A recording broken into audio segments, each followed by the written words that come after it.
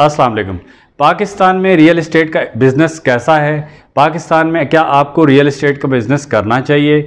अगर आप real estate agent बनना चाहते हैं तो आपके अंदर क्या क्वालिफ़िकेशन होनी चाहिए, क्या एक्सपीरियंस होना चाहिए, क्या आपके पास ख़ास तौर पे ऐसी टेक्निकल स्किल्स होनी चाहिए जिनकी वजह से आप टाउन के बेस्ट रियल इस्टेट एजेंट बन सकते हैं। इन सारे मौज़ूआत पर आज बात होगी इस वीडियो में। आपसे गुजारिश है कि अगर आप मेरे चैनल पर नए हैं तो बराए मेहरबानी मेरे चैनल को सब्सक्राइब कर लें और सब्सक्राइब के बटन के साथ एक बेल आइकन है, उसको भी लाजमी दबा दें ताकि मेरी हर आने वाली वीडियो आप तक सबसे पहले पहुँचे। मेरा नाम है नैयर अब्बास और आप देख रहे हैं रियल्टर ऑनलाइन। मेरे चैनल का ताल्लुक रियल इस्टेट से है और रियल इस्टेट के बारे में ही इस चैनल पर बात की जाती है। और रियल इस्टेट एजेंट बनने में आपको जो जो रिक्वायरमेंट्स चाहिए होंगी, जो जो आपके पास एक्सपीरियंस चाहिए होगा, जो जो आपके पास हर्डल आएंगी उनको कैसे दूर किया जाएगा, सारी बातें इसी टॉपिक से रिलेटेड इस चैनल पर की जाती हैं। तो अगर आप रियल इस्टेट बिज़नेस से मुतालिक इंटरेस्टेड हैं, रियल इस्टेट बिज़नेस करना चाहते हैं, रियल इस्टेट एजेंट बनना चाहते हैं, तो आपसे गुजारिश है कि मेरे चैनल को लाजमी सब्सक्राइब करें और मेरे चैनल पर आने वाली वीडियोस को मुसलसल देखते रहें। आपकी यकीनन रहनुमाई होगी और अगर आप इसी फील्ड से रिलेटेड हैं तो ये मेरा दावा है कि मेरा ये चैनल आपकी लाइफ को चेंज कर देगा। सबसे पहले हम बात कर लेते हैं कि पाकिस्तान में रियल इस्टेट का बिज़नेस कैसा है। आप किसी भी वेबसाइट पे चले जाएं, किसी भी बिज़नेस से रिलेटेड वेबसाइट पे सर्च कर लें, top 5 businesses in the world, आपको 3 बिज़नेस ऐसे मिलेंगे जो टॉप पर होंगे और उन टॉप में एक बिज़नेस जो है वो रियल इस्टेट का होगा। तो पाकिस्तान के क्या दुनिया भर के टॉप 3 बिज़नेस में एक बिज़नेस रियल इस्टेट का बिज़नेस है। तो इसलिए सबसे पहले ये तो डिसाइड हो गया कि जी रियल इस्टेट के बिज़नेस में आपको लॉस नहीं है, आपको रियल इस्टेट का बिज़नेस करना चाहिए। सबसे पहले हम बात कर लेते हैं कि रियल इस्टेट एजेंट होता क्या है। रियल इस्टेट एजेंट बेसिकली एक नुमाइंदा होता है जो कि प्रॉपर्टी बेचने वाले को प्रॉपर्टी ख़रीदने वाले से मिलाता है, प्रॉपर्टी के मालिक को प्रॉपर्टी के किराएदार के बीच में राब्ता करवाता है और इसी चीज़ का वो कमीशन लेता है। तो बेसिकली एक एजेंट है जो कि सेलर को बायर से मिलवा रहा है, मालिक को किराएदार से मिलवा रहा है और इसी चीज़ पे वो अपनी रोज़ी रोटी कमा रहा है। तो this is called real estate agent. अब हम आ जाते हैं कि एक रियल इस्टेट एजेंट बनने के लिए आपके पास क्या बुनियादी क्वालिफ़िकेशन रिक्वायरमेंट है। तो मैं आपको ये बता दूं कि पाकिस्तान में फ़िलहाल कोई ऐसा इंस्टीट्यूट, कोई इदारा, कोई यूनिवर्सिटी, कोई कॉलेज ऐसा नहीं है जो बाकायदा तौर पर रियल इस्टेट के बारे में क्वालिफ़िकेशन कोई देता हो, प्रोवाइड करता हो, डिग्री देता हो या कोई ऐसा कुछ नहीं है। हाँ, अलबत्ता कराची में एक इदारा ऐसा है, Pakistan institute of real estate management. यहाँ पर आपको रियल इस्टेट के बुनियादी मामलात से मुतालिक और कंस्ट्रक्शन के मुतालिक आपको ट्रेनिंग दी जाती है और उसमें आपको सर्टिफिकेट और डिप्लोमा कोर्सेज करवाए जाते हैं। तो ये बात तो तय हो गई कि अगर आप रियल इस्टेट एजेंट बनना चाहते हैं तो आपके पास जो बुनियादी क्वालिफ़िकेशन है वो कोई डिग्री, चूँकि पाकिस्तान में ऐसी है ही नहीं तो आप कहाँ से करेंगे। तो इसलिए शॉर्ट कोर्सेज़ ये आप Pakistan institute of real estate management से करना चाहें तो कर सकते हैं, आपको यकीनन फ़ायदा ही होगा, इससे नुकसान कोई नहीं होगा। अब हम बात करते हैं कि एक जनरल क्वालिफ़िकेशन क्या होनी चाहिए। तो आपको पता है कि रियल इस्टेट एजेंट जो होता है वो अपना, चूँकि एक सेल्फ सेटअप चला रहा होता है, अपना खुद ही वो मालिक होता है, खुद ही मुलाजिम होता है, तो उसको अपना पूरा बिज़नेस खुद ही मैनेज करना होता है। तो उसके उसके पास बिज़नेस मैनेजमेंट की अगर कोई डिग्री हो, जैसे MBA, जैसे BBA, तो वो हम कह सकते हैं कि वो उसके लिए बहुत यूज़फुल हो सकती है। बिज़नेस मैनेजमेंट की डिग्री अगर है उनके पास, आपके पास, तो आपके लिए बड़ी बेस्ट साबित हो सकती है।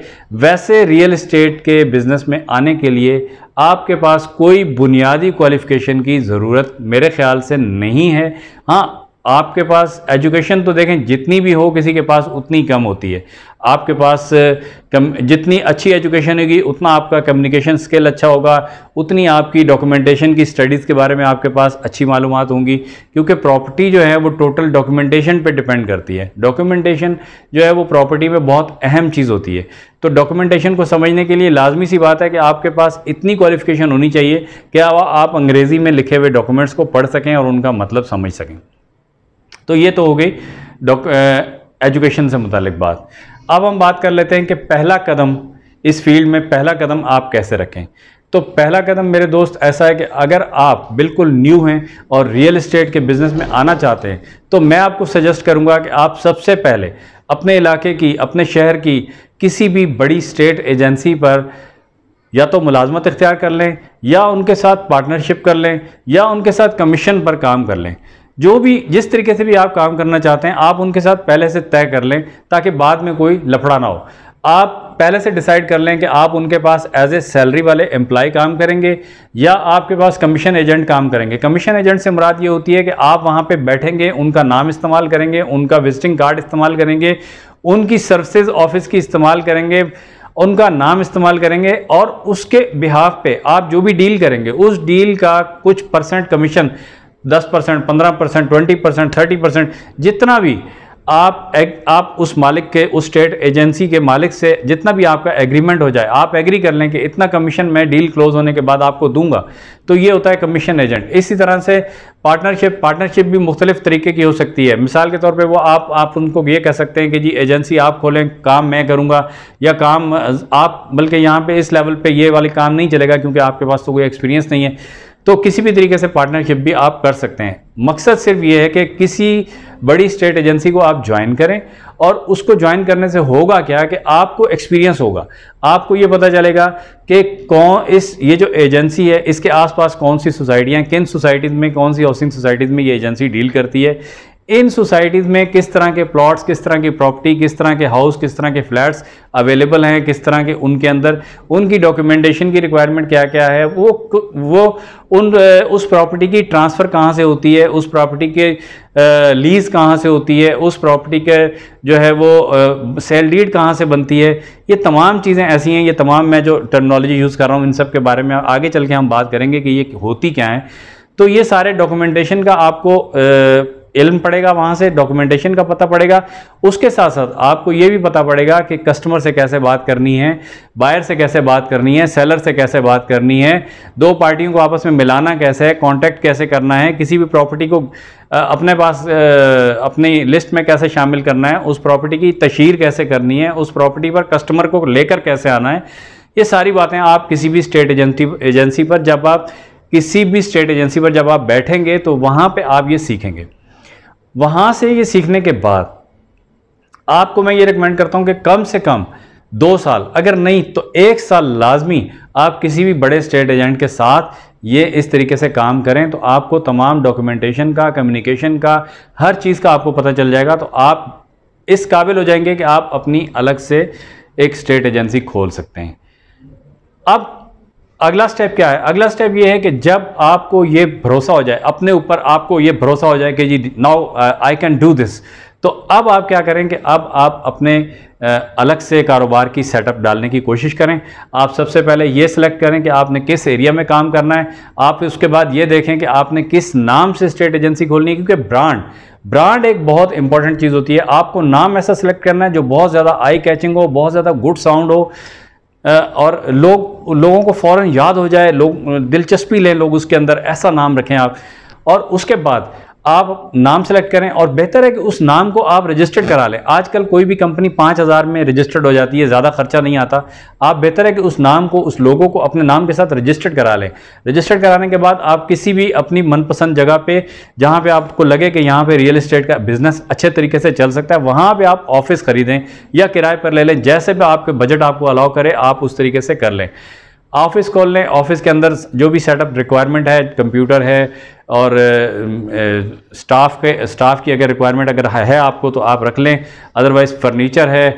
तो जो भी ऑफिस की रिक्वायरमेंट्स होती हैं वो भी आगे चल के हम बात करेंगे कि क्या क्या रिक्वायरमेंट्स होती हैं। वो सारी सेटअप करके आप अपना इस तरीके से अलग से आप अपना सेटअप शुरू कर सकते हैं कम से कम 1 साल के बाद। अब आपको ये पता चल गया, आपने अपना सेटअप कर लिया। अब आपको जब आप अपने ऑफिस में बैठेंगे तो अब आप अपने मालिक खुद ही हो गए, खुद ही मालिक, खुद ही मुलाजिम, ना किसी का लेना ना किसी का देना। अब आपने काम करना है, खुद कमाना है, खुद खाना है। तो ये है आपका रियल एस्टेट एजेंसी का बिजनेस के किस तरीके से आप स्टार्ट करते हैं। रियल एस्टेट एजेंट बनना पाकिस्तान में कोई बड़ी बात नहीं है, हर कोई रियल एस्टेट एजेंट बन सकता है, लेकिन उसके अंदर कुछ क्वालिटीज़ होनी ज़रूरी हैं। वो क्वालिटीज़ मैं आपको बता देता हूँ कि वो कौन कौन सी क्वालिटीज़ आपके पास होनी ज़रूरी हैं। रियल इस्टेट एजेंट बन गए आप, रियल इस्टेट एजेंसी खोल ली आपने, आप खुद अपने ऑफिस में जम के बैठ गए। अब आपके अंदर क्या क्वालिटीज़ होनी चाहिए कि जिसकी वजह से आप इस एजेंसी को चला भी सकें, क्योंकि इस बिज़नेस में नाकामियाँ भी बहुत ज़्यादा होती हैं। तो खुदा न खास्ता अगर आप नाकाम हो गए तो बहुत ज़्यादा आपका लॉस होगा और आपका दिल टूट जाएगा। तो इसके लिए आपके अंदर क्या क्या क्वालिटीज़ होनी चाहिए जिसकी वजह से आप एक कामयाब रियल एस्टेट एजेंट बन सकते हैं। तो नंबर 1 तो ये है कि आपको उस इलाके के बारे में जहाँ पे आपका ऑफिस है, उस इलाके की आसपास की तमाम प्रॉपर्टीज़ की कंप्लीट नॉलेज लेनी है। आपने ये देखना है कि जिस इलाके में आपका ऑफिस है वहाँ पे आसपास जो भी सोसाइटी है जिनमें आप डील कर रहे हैं उसकी प्राइसिंग आपके पास पता होनी चाहिए। Actual values of the properties आपको पता होना चाहिए ताकि कोई आपको बेवकूफ़ ना बना सके।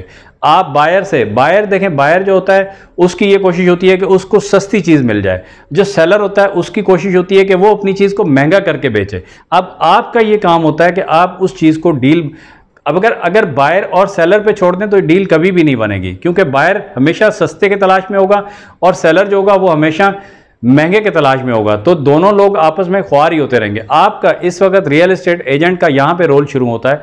रियल एस्टेट एजेंट जो होता है उसका ये काम होता है, उसको पता होता है कि एक्चुअल वैल्यू इस जगह की है क्या, और वो उस नॉलेज की बिहाफ पे उन दोनों को, सेलर को और बायर को, प्रॉपर्टी लेने वाले को और प्रॉपर्टी बेचने वाले को एक नुक्ते पर लेकर आता है और उनकी डील को क्लोज करवाता है। इसी चीज़ का वो कमीशन लेता है। तो इस तरीके से पहली जो आपके पास अंदर क्वालिटी होनी चाहिए वो ये होनी चाहिए कि आपके पास तमाम इलाके की मुकम्मल नॉलेज होनी चाहिए। दूसरी ये कि आपके पास कम्युनिकेशन स्किल बहुत अच्छी होनी चाहिए। आपको ये पता होना चाहिए कि आपने बायर से कैसे बात करनी है, आपने सेलर से कैसे बात करनी है। बाज़ औक़ात, सच्ची बात बताऊं, बाज़ औक़ात आपको यहाँ पे झूठ भी बोलना पड़ेगा, कारोबार में सब चलता है। तो आपको ये सारी चीज़ें मैनेज करके चलना पड़ता है। कम्युनिकेशन स्किल आपकी बहुत अच्छी होनी चाहिए। दूसरे नंबर पे तीसरी चीज़ जो है आपके अंदर, आप हार्ड वर्किंग होने चाहिए। आपके अंदर ये नहीं होना चाहिए कि यार ये डील पता नहीं कब पूरी होगी भी कि नहीं होगी। एक डील नहीं हो रही, दूसरी नहीं हो रही, तीसरी, उसके पीछे लगे रहें। एक दिन आएगा वो डील ज़रूर आपकी क्लोज होगी और आपको ज़रूर कामयाबी मिलेगी। तो हार्ड वर्किंग तीसरी क्वालिटी आपके पास होनी चाहिए। नंबर 4, आपके पास टेक्निकल नॉलेज होनी चाहिए। टेक्निकल नॉलेज मुराद कि जिन सोसाइटीज़ में भी आप काम कर रहे हैं वो सोसाइटीज़ कैसी हैं, वो सोसाइटीज़ में कराची, अगर बिलफर्ज आप कराची में काम कर रहे हैं तो आपके पास पता होना चाहिए कि ये सोसाइटी KDA से रजिस्टर्ड है, MDA से रजिस्टर्ड है या और किसी जगह से ये लीज़ है भी कि नहीं है, कोई ये जाली सोसाइटी तो नहीं है, चाइना कटिंग तो नहीं है। तो ये सारी टेक्निकल नॉलेज होती है। इस जो प्रॉपर्टी आप डील कर रहे हैं उसमें कौन कौन से डॉक्यूमेंट इन्वॉल्व हैं, क्या वो प्रॉपर्टी लीज है, क्या वो प्रॉपर्टी ट्रांसफरेबल है, क्या वो बंदा जिसके नाम पे ये प्रॉपर्टी है वो बंदा मौजूद है या नहीं है। ये सारी चीज़ें टेक्निकल नॉलेज होती हैं। इन पे हम डिटेल में बात करेंगे बाद में। तो ये सारी चीज़ें आपके पास टेक्निकल नॉलेज होनी चाहिए। और सबसे बड़ी और सबसे आखिरी बात कि आप ईमानदार होने चाहिए। ईमानदारी को हाथ से मत छोड़ें, क्योंकि ईमानदारी बहैसियत मुसलमान हमारे अंदर ईमानदारी ही सबसे बेसिक जुज़ है और ईमानदारी हमारे अंदर होनी चाहिए। जो भी काम करें ईमानदारी से करें, जो भी कमीशन, जो भी खापा रखें आप ईमानदारी से, सबको पता हो। अपनी रोज़ी को जायज़ बनाएं, रोज़ी को नाजायज़ करने की कोशिश नहीं कीजिएगा। जब भी आप कोई भी डील करें आप सेलर को, बायर को पहले बता दें कि भाई अगर आप कमीशन पे बात करेंगे तो मेरा ये 2% 3% जो भी आपके इलाके में कमीशन चल रहा है आप उससे बता सकते हैं कि भाई मेरा ये कमीशन है, मैं आपसे लूँगा। दोनों को पहले ही एग्री कर लें। और उसके बाद अगर कमीशन नहीं है, अगर आप कोई उसमें अपना जो है वो मार्कअप रखना चाह रहे हैं, मार्जिन रखना चाह रहे हैं, तो भी आप उनसे बात पहले कर लें, सेलर से पहले बात कर लें कि ये प्रॉपर्टी आपकी इतने में मैं बेच के दूंगा, उसके ऊपर जो होगा वो मेरा होगा। अगर वो एग्री करता है तो वो ऊपर वाला जो है वो आपके लिए हलाल हो जाएगा। अगर नहीं किया, आपने छुपाया, तो थोड़ी गड़बड़ हो सकती है। तो ये चीज़ें आपने देखनी है कि आपने ईमानदारी के साथ पेश आना है और अपने डील्स को ईमानदारी के साथ क्लोज करना है। तो आज की वीडियो में इतना ही। नेक्स्ट वीडियो में मैं आपको बताऊंगा कि अब आपने स्टेट एजेंसी खोल ली है, अब इस स्टेट एजेंसी को आप चलाएंगे कैसे, इसके अंदर काम कैसे करेंगे, क्या क्या आप काम पहले करेंगे, क्या सेकंड नंबर पे करेंगे, क्या थर्ड नंबर पे, क्या चौथे नंबर पे, ये सारी बातें नेक्स्ट वीडियो में इंशाल्लाह आपको बताऊंगा। तो नेक्स्ट वीडियो मेरी ज़रूर देखिएगा। नेक्स्ट वीडियो आप तभी देख पाएंगे जब आप मेरे चैनल को सब्सक्राइब करेंगे। आप जल्दी से मेरे चैनल को सब्सक्राइब कर लें और साथ में लगे बेल आइकन को लाजमी दबा दें ताकि मेरी हर आने वाली वीडियो आप तक सबसे पहले पहुँचे। तो मिलते हैं नेक्स्ट वीडियो में। अल्लाह हाफिज़।